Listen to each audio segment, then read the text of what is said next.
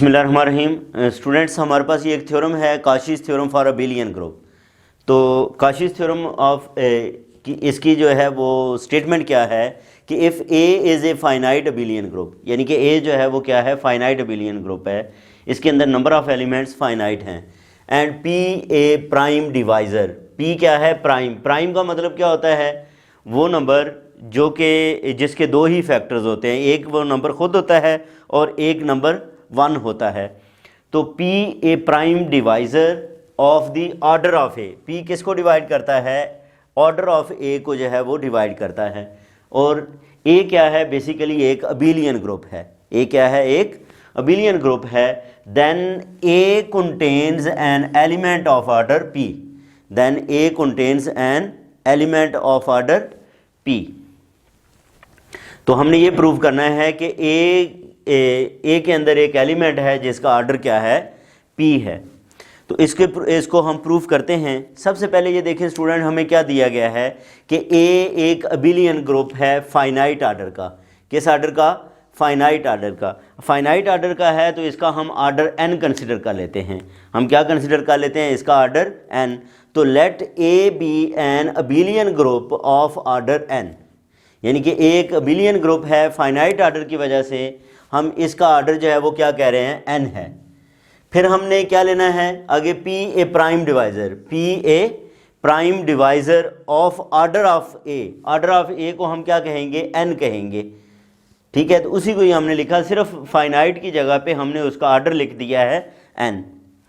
We will prove that the theorem using induction on the order of A, यानी कि order of ए के ऊपर हम इंडक्शन को जो है वो यूज़ करके इस थ्योरम को जो है वो प्रूव करते हैं। अब इंडक्शन के लिए सबसे पहले हम ये कंसिडर कर लेते हैं कि n is equal to P है।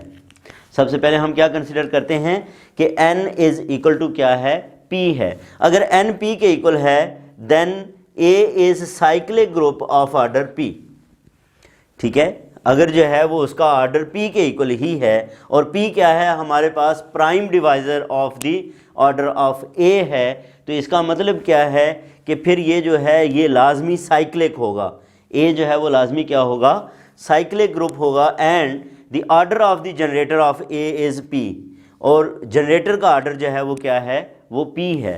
So we have a basis for the induction, और इससे हमारे पास इंडक्शन की एक बेसिस आ गई है। इससे क्या आ गया है, इंडक्शन की हमारे पास एक बेसिस जो है वो जनरेट हो गई है। अब हम सपोज ये करते हैं, the theorem is true for all abelian groups of order less than n।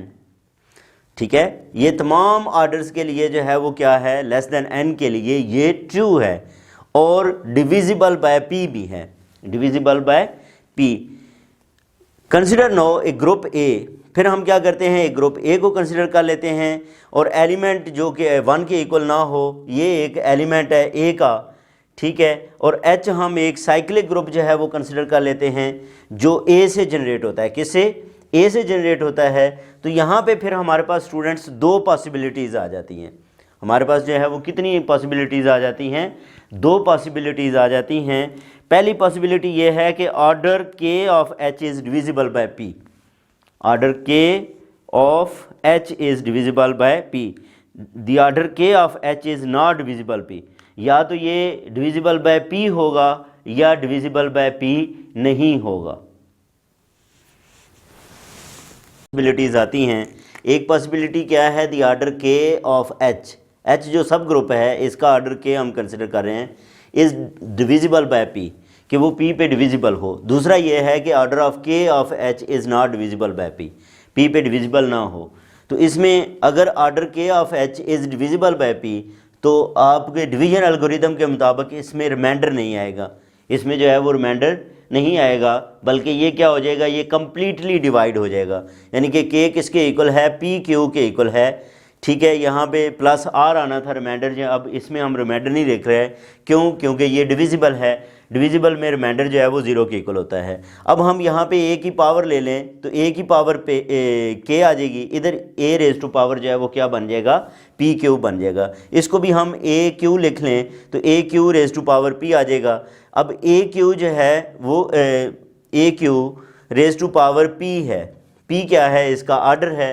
तो इसका मतलब ये हुआ कि ये हमारे पास जो है वो 1 के इक्वल आ जाएगा।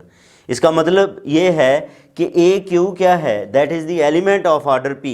इस एलिमेंट का ऑर्डर जो है वो क्या है, पी है, किसके अंदर, एच के अंदर, और एच क्योंकि जी का सब ग्रुप है तो इसका मतलब ये जी के अंदर भी मौजूद है। हर वो एलिमेंट जो सब ग्रुप में होता है वो उसके जो है वो आगे ग्रुप के अंदर जो है वो लाजमी मौजूद होता है। तो ये स्टूडेंट हमारे पास जो है वो पहली पॉसिबिलिटी थी कि व्हेन ऑर्डर के of H is a divisible by P. इसके बाद हम दूसरी पॉसिबिलिटी की बात करेंगे, द ऑर्डर के of H is not divisible by P, अगर पी पे डिविजिबल ना हो। तो अब ये देखें स्टूडेंट्स, हमें क्या गिवन है कि ए एक अबिलियन ग्रुप है। ए क्या है, एक अबिलियन ग्रुप है।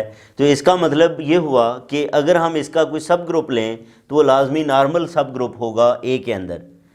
ए अबिलियन हो तो उसका सब ग्रुप जो है वो हमेशा क्या होता है, नॉर्मल इन ए होता है। इसका मतलब ये हुआ कि अगर हम ए ओवर एच को डिवाइड करें तो ये वेल डिफाइंड फैक्टर ग्रुप है। ये क्या है फिर हमारे पास, वेल डिफाइंड फैक्टर ग्रुप है। और फैक्टर ग्रुप बड़ी तफसीलन हम इससे पहले जो है वो डिस्कस करके आ चुके हैं। और इसका ऑर्डर कितना होगा, लेस देन एन, ठीक है, but divisible by P. N से लेस होगा लेकिन पी पे क्या होगा, डिविजिबल होगा। सो बाय आवर अजम्पशन, हमारी अजम्पशन क्या है कि A over H has an element of order P. ठीक है, कि ये जो ए ओवर एच है इसमें एक एलिमेंट है जिसका ऑर्डर क्या है, पी ऑर्डर का है। अब ये देखें हम क्या करते हैं, उस एलिमेंट को लिख लेते हैं। देखें इसका जो भी एलिमेंट होगा, क्योंकि ये फैक्टर ग्रुप है और फैक्टर ग्रुप के अंदर जो एलिमेंट होते हैं वो लेफ़्ट कोसेट्स होते हैं बेसिकली। इसमें आप एलिमेंट लें, जो ये हमारे पास जो है वो इस एक्स बिलोंग्स टू, अगर ए हो तो एक्स एच की पावर पी जो है वो किसके इक्वल होगी, एच के इक्वल होगी। यहाँ पे स्टूडेंट्स एच इस वक्त आइडेंटिटी एलिमेंट के तौर पे जो है वो बिहेव कर रहा है।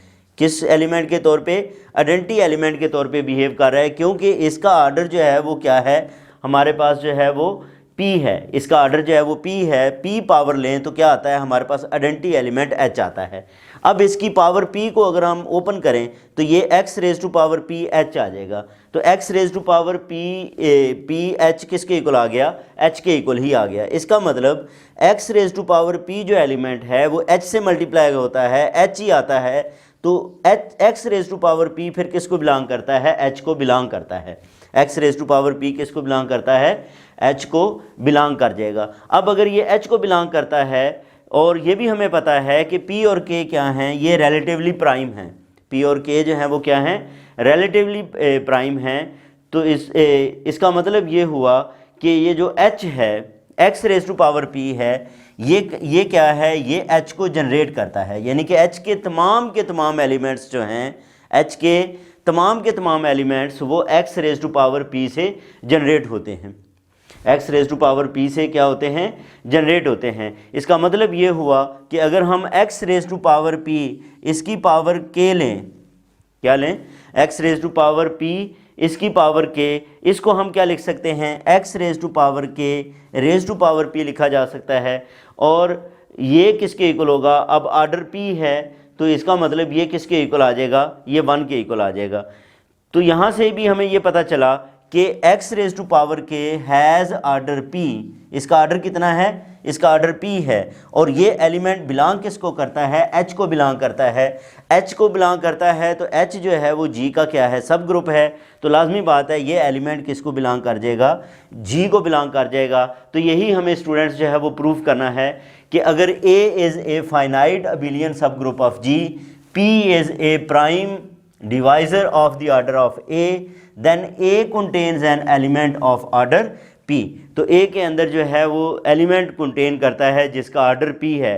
तो इसमें भी ये देखें ऑर्डर पी का एलिमेंट इसके अंदर जो है वो कंटेन करता है। इससे पहला जो केस हमने डिस्कस किया उसके अंदर भी जो है वो ये कंटेन करता है। तो इस तरह ये हमारा जो थ्योरम है वो कंप्लीट हुआ, Kashi's theorem for abelian group. इसके बाद हम जो है वो नेक्स्ट जो थ्योरम प्रूव करेंगे स्टूडेंट्स, वो Cauchy's theorem for non abelian group होगा। Cauchy's theorem for non abelian group होगा, उसको हम जो है वो नेक्स्ट डिस्कस करेंगे।